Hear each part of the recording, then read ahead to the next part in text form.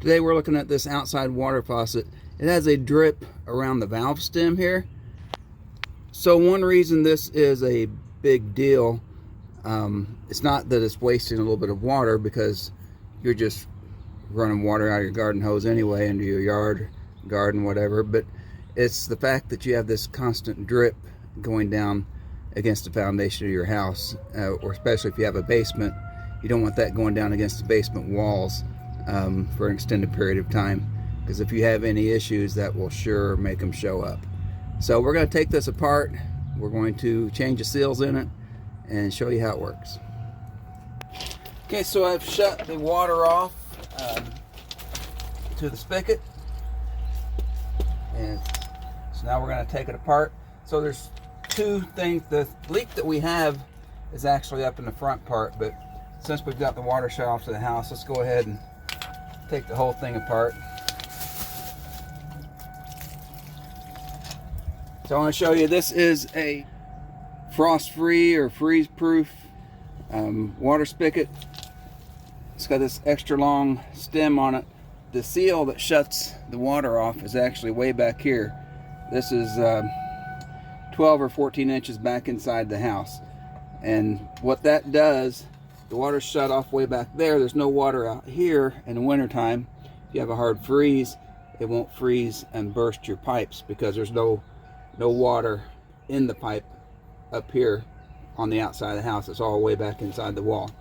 That is why it's important to take your garden hoses off in the wintertime, because with the garden hose on there, these don't drain properly, and water, even though the water's shut off back there, this is all still full of water, and it will freeze and burst.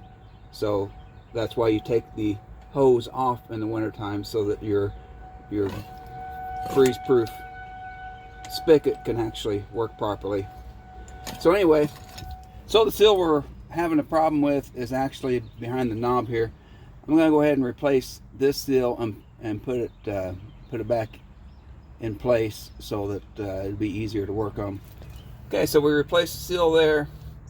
The next seal is up here. This is a reverse thread. The stem comes off of here, and this will come out once I take the screw out of the handle.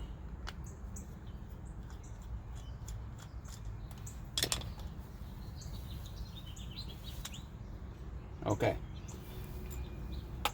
so now this pushes out, and that is the seal that was causing our leak. So I've got a little pick here. I'm gonna take this seal out. Yeah, it's you can tell it's dry rotted. It just kind of easily broke, but that's fine. We've got new seals. Okay, so there was not an appropriately sized O-ring in my little kit, so I had to go to the hardware store and buy this O-ring, which is the correct size. So yeah, that fits much better.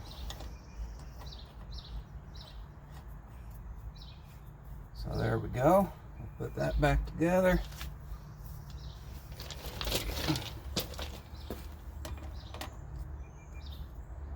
A little torque on that. Stick the handle on there.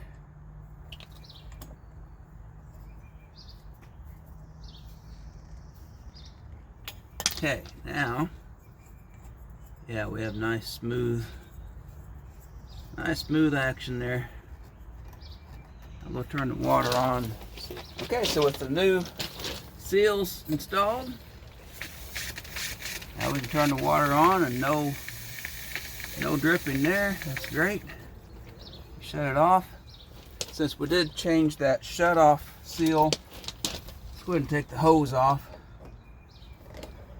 Make sure that we actually are getting a nice clean shut off. We were before. Let's see here.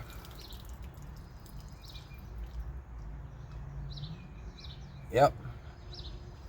That's just the water draining down through the tubing. So on, off.